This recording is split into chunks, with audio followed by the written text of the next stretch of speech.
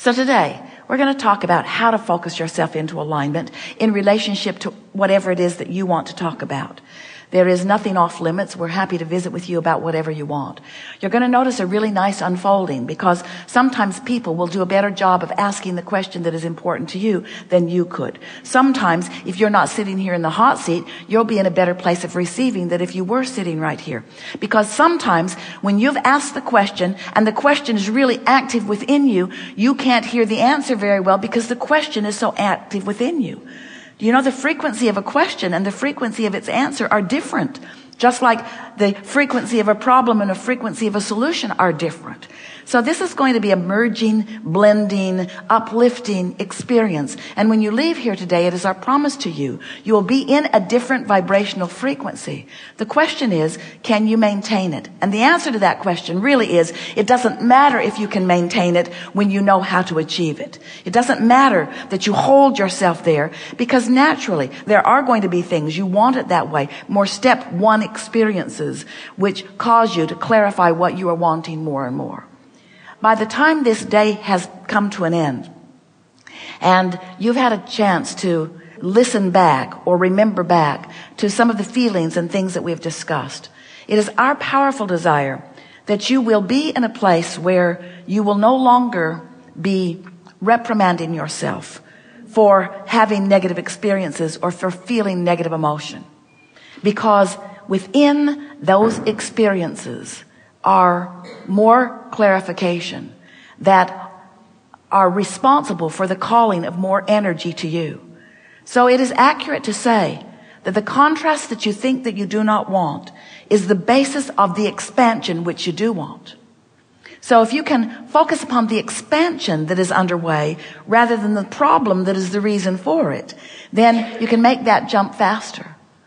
You know how when you're watching a child finding his way, he's just learning to walk and he falls down, you don't say, "Get up, you little dummy." You appreciate him trying to find his balance. So you never hear us say, "Get up, you little dummies." What you hear us say is, this is another experience that is helping you to define with greater clarity who you really are and what you really want. And it is our wish for you that you feel as wonderful as you can find a way to feel right now, so that you can sooner than later reap the benefit of this new desire that you have carved out. We want you to know that you are the reason for the expanding universe, that you are leading edge creators, and that we are all here focused with you upon your newest requests. And when you ask for something, we have the benefit of living it fully and holding the frequency of it. And if you will feel for that frequency, you will find us there reveling in, celebrating in your creation long before it manifests in your experience. Now we know for some of you that's just annoying. It's like we got to the party first. But the benefit of that is that we'll hold that frequency so that it is unmistakable to you. Because if you've expanded and you're not up to speed with your expansion, you'll feel the personal, self-inflicted, self-imposed diminishment of the expansion that you carved out for all of us, you see. And so, in some ways, unlike that school administrator instructing Esther's dear friend not to take that little child into a place that he could not right now experience fully. That's not the way we look at it. We say, express your fullest, most expanded beingness in every way you can. Because there are a lot of people who are having step one experiences in response to the benefit that they see others living. In other words, you are here for expansion. You knew when you came, you said, "I want to go forth because there is this basis of life experience that is the primary basis of our eternalness. And if I go into a physical body and I don a physical personality, I will then get to experience this basis of life, which is utter freedom. I will be able to focus and therefore vibrate and therefore attract as I choose, because there will be no one focusing for me. I will get to learn how to walk. I will get to learn how to find my balance. I will learn my point of focus. I will focus the basis of my life in my physical body. You said, you knew, would be freedom. And then you said, and joy will be my quest. Because as I am free to focus in this basis of freedom, in this basis of possibilities, as I focus there using my free will to choose, if I choose thoughts, no matter what the circumstances are that surround me, if I choose thoughts that are leaning in the direction of joy, and as I attune to that higher frequency that is present when I feel that joy, then expansion will be the result. But then you also said, actually, the basis is freedom, and expansion will be the result whether I choose joy or not. Because the expansion is received by the source within you, whether you go along with it or not. The joy factor is you getting in on the party that you created, you see. So we've been calling this gathering for a number of years, the art of allowing. And what it really means is, it's the art of you figuring out how to allow yourself to the frequency that you have carved out. If you've been listening to us for a while, we've been saying to you that as you sift through the contrast of life, a rocket of desire shoots out of you. And the reason that we've called that a rocket of desire is because it is a flash, it is fast, it is strong, and it is usually temporary. Because your contrast gave birth to it, but you cannot usually hold vibrational alignment with something that you just discovered.